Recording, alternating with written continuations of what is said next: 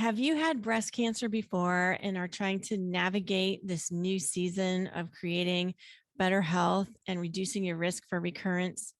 Or maybe you have a history of breast cancer or someone that you love is facing that and you're looking for those ways to reduce your risk or your risk of recurrence.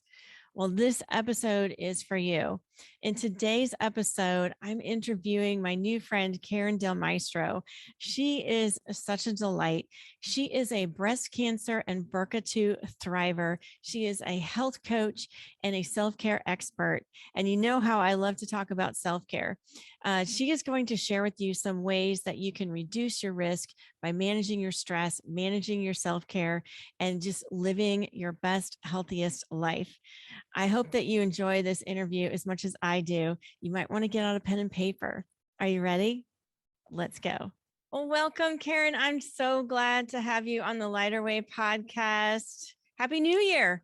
Happy New Year. And thank you so much for having me here. It's such a pleasure. And I can't wait to just talk to you more. I know we hit it off the first time we spoke and just, yeah, we're going to have to watch our time today, guys, because Robin and I could talk forever. So absolutely. We're recording this between Christmas and New Year's, and we were just talking about how important it is to give yourself permission to celebrate or not celebrate really the holidays and whatever works for you, because so many are going through a lot of tough things right now. And, and some people might be dealing with illness or just serious changes in their family and their lifestyle right now. And so if it's all right with you, I wanted to just kind of dive right in and just have you share about your story and how you came to do this amazing, important work of helping breast cancer and BRCA2 thrivers. You use the word thrivers. I'd love to hear more of, the meaning behind that and why it's so important to you. But can you share just a little bit about your story and how you came to be in this position of helping women?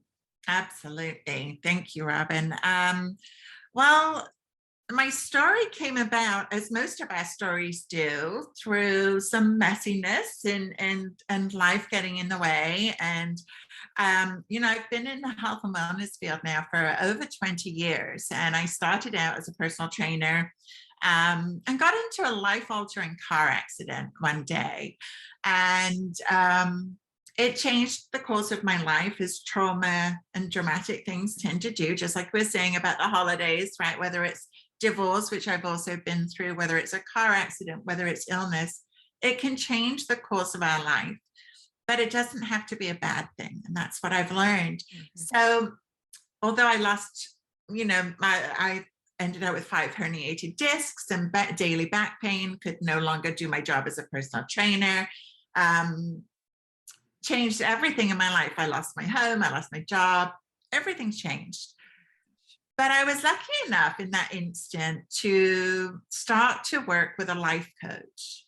And it was that life coach where we sat down and we did some really deep work, that uncomfortable stuff, but the life-changing stuff. And it was through her that I actually found out about health coaching. And as somebody that's been interested in preventative health my entire life, I was always an athlete. I was always the mom that's in the kitchen cooking every night, always interested in those things. And so when I found out about health coaching, I'm like, wow, that is like just for me. It's got like my name written all over it.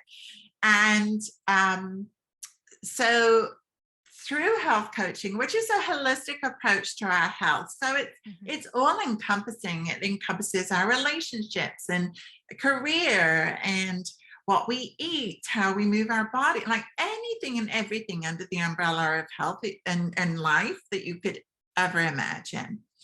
So it was kind of through my own journey that I ended up where I am today, and that is specializing in working with breast cancer survivors who I help to thrive. Okay. Because very often, it was through my own breast cancer diagnosis and BRCA2 diagnosis in July of 2018 that my life took another major pivot and another major shift, right? Suddenly everything then was like, well, I've got that BRCA2 gene, which means I'm predisposed to getting this disease again. What can I do to not get it? And that's where I started to kind of really research and dive into what I already knew, but in some different areas. So specifically what we eat, we're always recommended to eat a vegetarian diet. However, that doesn't work for everybody. Sometimes we need animal proteins. And so it's how do we get those animal proteins in the right way where it's still making us healthier versus the other direction. How we manage our stress is a big one. Hundreds of the women that I speak to experienced massive amounts of stress prior to their own diagnosis. I did too. About a year before my diagnosis, within a 1-month period, my mom passed away. My brother almost died the day after her funeral. And 3 weeks later, my husband was in a major motorcycle accident, almost losing his right arm. It was all within a 1-month period. And so that stress was the catalyst. If you research it, stress does not cause cancer, is what the science tells us. However, what is well documented is the fact that it's the stress response in our body. So that stress response is our fight or flight, and then overload of cortisol, which then throws off every other hormone in our body. And if, like me, you have hormone receptive breast cancer, you end up with that kind of diagnosis. And it's also about toxins in our home. And many of those are carcinogens and also chronic fatigue causing ingredients that they have. So that all sounds like a lot. And I know that one of the major things that we can all struggle with is, but how do I do all of that when I'm exhausted, when I'm drained, when I'm in survival mode after going through this diagnosis and treatment and everything like that? And there's an umbrella that everything I do falls under, and that's the umbrella of self-care. Because without the ability to prioritize our self-care, our needs, our wants, our desires, we are, most of us, predisposed to focusing on what everybody else needs. Yes. And that will always draw attention away from ourselves. And so it was then the self-care, which I have.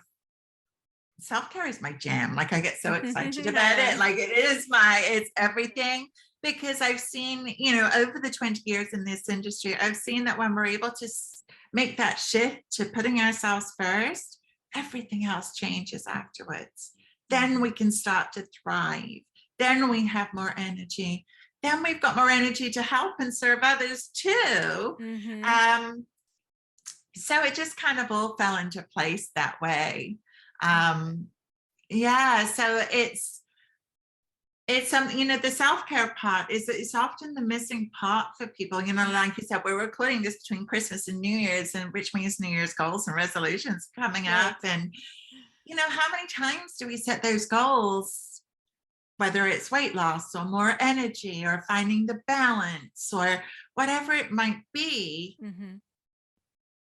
and we're able to kind of do it for a month or so, and then it gets too hard. And so we feel like we're failing because we didn't fulfill that resolution or that goal again. But what we don't realize is it's not our fault. It's not our fault. It's just that we haven't learned how to prioritize what we need first yet. Absolutely. And I'm so glad. Well, I love that you love self-care so much. We had such a great conversation about that before. I went out and bought all the tea and everything. I was already working on it. Well, we should put a link to the Buddha teas down below. There you go. We can do that. Yeah. But I was just thinking about this myself recently. I'm very aware of my self-care. I've slowed down so much. I had a tremendous stress over almost a 2-year period. Slowed down. But I still find that sometimes it's like, even someone like me, who I'm a life coach, I know what you need to do. I can easily tell someone else. It's still, how do you help people when you know what you need to do, but you just can't make time for it, can't make yourself do it? What's your advice for You someone know in that what? situation? That's such a great question, Robin, because that's the question that I hear probably more than anything, right? So many of us are very well versed in what we should be doing, Mm-hmm. and put a lot of pressure on ourselves because we know what we should be doing. Mm-hmm. Um, but it is that missing link, right? How do we actually do it? Yeah. And that's really what I teach. And that's what I'm teaching in my upcoming program launching in February called Thrivership School, Oh, where I I love it. teach you exactly those steps that we need to take, because it isn't just a switch. We can't just do it. Um, Mm-hmm. but part of it is the snippet of why. Why is it important to you to do this? For me, right? I made myself and my family a promise after my breast cancer diagnosis that I would do everything in my power to not get this disease again. Mm-hmm. That's a pretty big promise. Mm-hmm. That's a pretty big why. I really don't want to get sick again. And so I take that to heart Mm-hmm. and I go all in on that reason why. Now, what I see all the time is people who go, and let me know if this resonates with you. Mm-hmm. I see people who go 99% in, right? Where Mm-hmm. you want it really, Yeah. really, really, really, really bad. But what it takes is for somebody else to say, can you help me with this? Or can you do that? Or can you take Mm. me here? Or can you go there? Or something to pull on us and Yeah. pull on our attention. Mm-hmm. And then just like that, in 1 second, we're at the bottom of the list again, right? Yeah. Mm-hmm. That's when we're 99% in. 99% in is exhausting. It's Yes. exhausting because we know what we should be doing. We know how to do it. We just don't know how to prioritize it so that it becomes a non-negotiable. Mm-hmm. So there's that mental battle in our head, beating ourselves up for failing again, not being good enough, buying into old stories, right, from Mm-hmm. childhood that are making them true. Mm-hmm. I think that's why it's so important also to keep your why or keep your vision in front of you all the time, Mm-hmm. and not to just glance at it, but to really read it or look at it with emotion and feel it. Yeah. I've recently started putting positive sayings all around my house. Just Mm-hmm. you know, I just recently read Mel Robbins' High Five Habit, which real Yeah. easy read, and just simple things like the world needs my story, or I deserve to be a work in progress, or whatever it is. Because there's so many stories running in the background that we're not even aware of half of them. Yeah. We have to be intentional and maybe feel silly putting those things up around your house, but you're constantly looking at them, Yeah. and remembering those things. Now people are making their goals. It would be a good time to maybe do something that's visual or whatever, that and put it where you'll see it on all the time.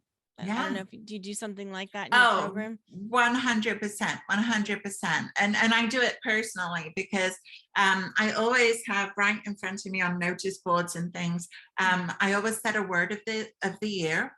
So an Yeah. intention for how I want to feel Mm-hmm. throughout the year. Mm-hmm. And some of my past ones have been simplicity was a big one Mm-hmm. for me. I want simple. Um, there you go. Simplify. I love it.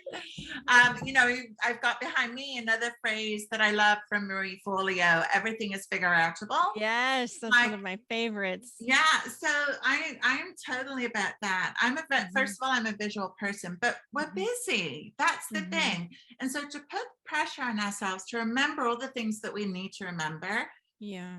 and try doing it with chemo or breast cancer brain on top of everything else, right? Yeah. We have to have those visuals, whether it feels silly or not. So what? Mm-hmm. So what? Because that act of putting it there, you are telling yourself, I'm worth it. Mm-hmm. I deserve this. I want this. Yes. And I find so often, and I'm sure this is something that you can relate to too, Robin, is some women have a really hard time even asking themselves and knowing the answer, what do I want? Mm-hmm. because we don't. Absolutely. We're Mm-hmm. not taught to necessarily do that. Maybe more so now, certainly not when I was growing up and I grew up in the UK. Mm-hmm. Um, just even asking that question and getting real, getting honest. Um, and I find that's not always easy, because we're trying to make other people happy and we're trying to live up to what we think maybe we should be. And if we can remove all of that noise, which again is where Thrivership School comes in, I help you get rid of that. I help you get that clarity on who you are in your life Yeah. today, Yeah. and then what you want, and how do we get you there, and prioritize your self-care in order to be able to do that. Because living in survival mode is hard. It's like going in that 99%. You're trying, you're trying, you're trying, you're pushing, pushing, pushing to feel like we're failing. Mm-hmm. And nobody likes that. Nobody likes No. And this is something I really did work so hard on this year, and I was so glad to meet someone else who loves talking about self-care so much. Just that whole thing when we're in that survival brain, if we don't fully process that stress and release it, it stays in our system, and it's 100%. chemicals. It's going to cause issues in your body. So we have Mhm. to first of all be aware when we're in that survival mode, and yeah, and adapt new habits to release it, to work through it. I've been practicing meditation and journaling and some breath work and tea, Love it. Love it. So Epsom salt baths. yes, yes, yes, yes. All my favorite things. Hmm. And so here's the thing, right? It's not necessarily about doing more. Right. Self-care is not something else on your already overloaded plate. True. Good point. Self-care is the ability to say no and set Hmm. boundaries and take stuff off the plate so that you're Yes. carrying less. And I think Yes. that's so important because we try to do it all. We Hmm. try to do it all. And it's we're not being fair to ourselves. It's so It's true. really. And it's like swimming upstream in today's Yes. culture. It's very difficult because, and I think it's interesting because, I think we're talking mainly to Gen Xer, Mm-hmm. age range somewhere in there. And, the women, our mothers, it wasn't their culture to think about what they wanted. Yeah. I mean, if you think about, women weren't even allowed to get credit cards without their husband co-signing or even work in the workplace, most likely sometime in our lifetime or right before it, right? So we've come a long way, baby. Yeah. and Yeah. now, so we have to learn these things, and so it's a unique situation for women in our season of life. um so that takes some practice, and like you said, understanding, like really looking within and knowing, what do I need right now, even Mm-hmm. taking that pause to think about it. And that's why it's so important to have good resources, really know, like you said, saying no, slowing down. That's what I was going to tell you is, simplify. I was saying, I forgot what my word was this year. It was simplify. That's why I have it on my desk. And I have been doing it. I just forgot that was my word. But, I don't know, a couple of weeks ago, I made my vision for 2022, and it wasn't wild and crazy, but I looked at it again today, and I'm like, no, no, no. It's going to be three things, and there are three Yeah. basic things. I'm not going to, because you know what? I was following people that I'm like, oh yes, let's go. And then I realized, no, I could feel my energy draining. It's like, no, I have to simplify it even more. So that takes trusting your intuition and Yeah. really learning to be alone with yourself in a way, and listening to, your higher self, and what is Yeah. best for you. Yeah. And like you said, that's something that we need to learn and trust. We Mhm. have it. We all have it. It's our gut instinct, our gut intuition. And the way that I often find a lot of the women that I work with, the way that we often feel it is, if somebody is asking you to do something that you, or go to a party, or to look after their kids, or to add something on that you just don't want to do, there's a little whisper inside of you Mhm. that comes from your gut that says, heck no, I'm so busy. No, no, no. And yet the words that come out of our mouth are, sure, no problem, Mhm. right? But it's that whisper is our authentic self. That whisper is you. And we have to give her the power to rise, to stand up for herself, and to be able to say no confidently, and to stand in your truth and what you want. That is different for every single one of us. There is no right, there is no wrong. People may judge. Guess what? They're going to anyway. People are always going to think what they want. They're going to say what they want. They're going to do what they want. We don't get to control that. We only get to control ourselves. And so if they're going to do that anyway, let them do it anyway. Don't put your happiness in other people's hands. Such wise wisdom. I mean, and the same is true with, I know for myself, some of the things that I've worked through recently, it's, as you were saying, like, you know, you're thinking, heck no, but you say yes. Sometimes it's because maybe it's someone in your family and you're thinking, well, if I don't help, then it'll just be more work for me later. So I might as well do it. Right. And so it's learning to stay in your own lane, which is, I feel, is just so just like this rut in my brain thinking, right, that I need to scratch that it's okay to stay in your own lane. Everyone has their own lane. You don't have to keep crossing over and rescuing people. Like, trust you survived, right? Trust that they will figure things out. Trust that whatever, if someone doesn't bring cupcakes to the party, everyone will be okay. It's all right. You don't have to rescue them. That's a tough one. That I think, and like you said, it's unique for everyone's journey. Some people will have an easier time with it than others, but it's your unique journey. You have to give yourself a lot of grace and patience. And self-care, self-compassion. And self-care, yes, huge.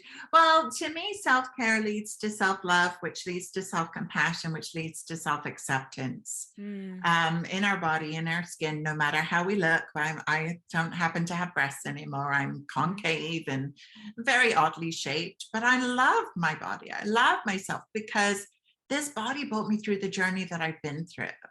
But that I get to that place through beginning with self-care.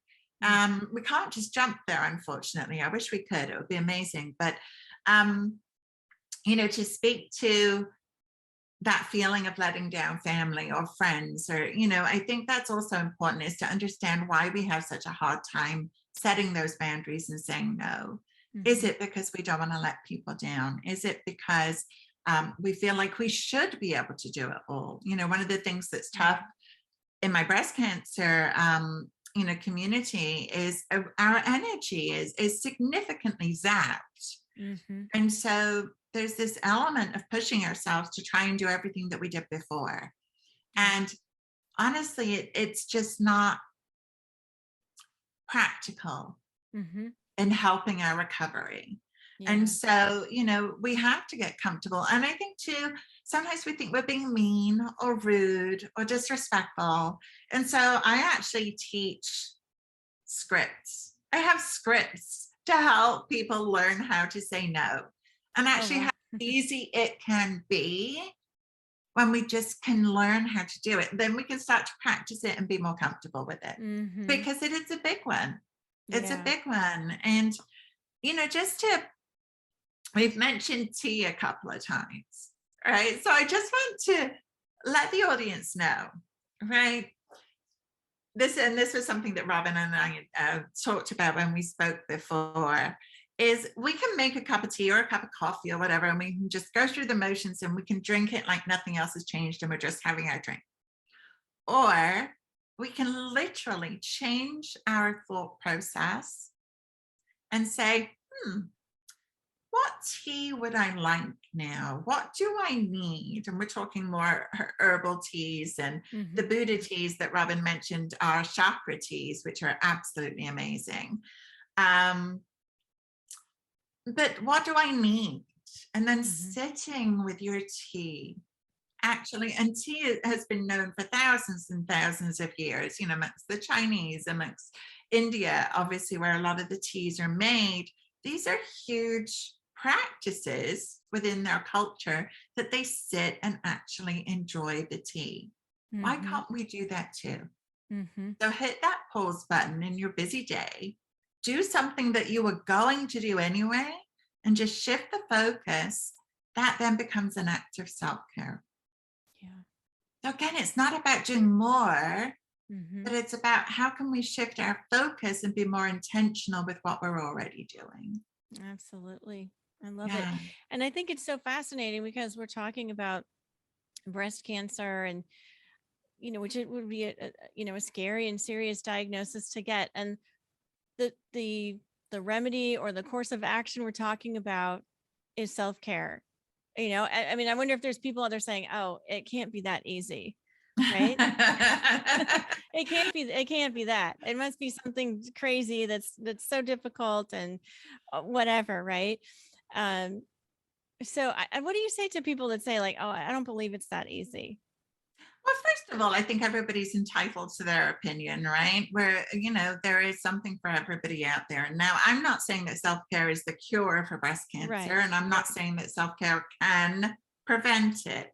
In my studies, I am saying that when we're able to prioritize our self care, it can help. It has the possibility of helping lower our risk. Mhm. And I've looked at traditional Chinese medicine. I've looked at the studies of Dr. Douglas Brody are super interesting, where he has actually developed a cancer personality profile, Wow. where there are 7 personality profiles that are common amongst breast cancer survivors. They all include facing our energy outward to others Wow. and not to ourselves. And so, with this scientific kind of background, this is where, to me, it makes sense that self care can help. And I've seen it. I've seen it within myself and with hundreds of women. So, again, self care is our ability to focus on emotional, mental, physical things that promote our health and well being. That's perfect. It's not the massages, it's not the mani-pedis, Mhm. it's the everyday things and the intention with which we go through life to promote our health and well-being. And so I think some of it is redefining what Mhm. self-care actually is and our Yeah. understanding of it. Yeah. To know that self-care is not selfish, it's necessary if we want to be healthy in our world today. Um, and so to people that don't follow that train of thought, that's fine. Like I said, we're all entitled to it. I would challenge anybody to give it a shot and see how it works, see how they feel. Mhm. Because what I notice is people have more energy, their moods are better, they're less bloated, um, less hot flashes, less aches and pains. Because if we're able to prioritize our self care, we're stressing less, we're eating better foods, all of Yeah. which are reducing inflammation in our body. Inflammation being the root cause of all serious disease, period, not just That's cancer. Yeah, that's it. That's right on the nose because I found that I know that's true for myself.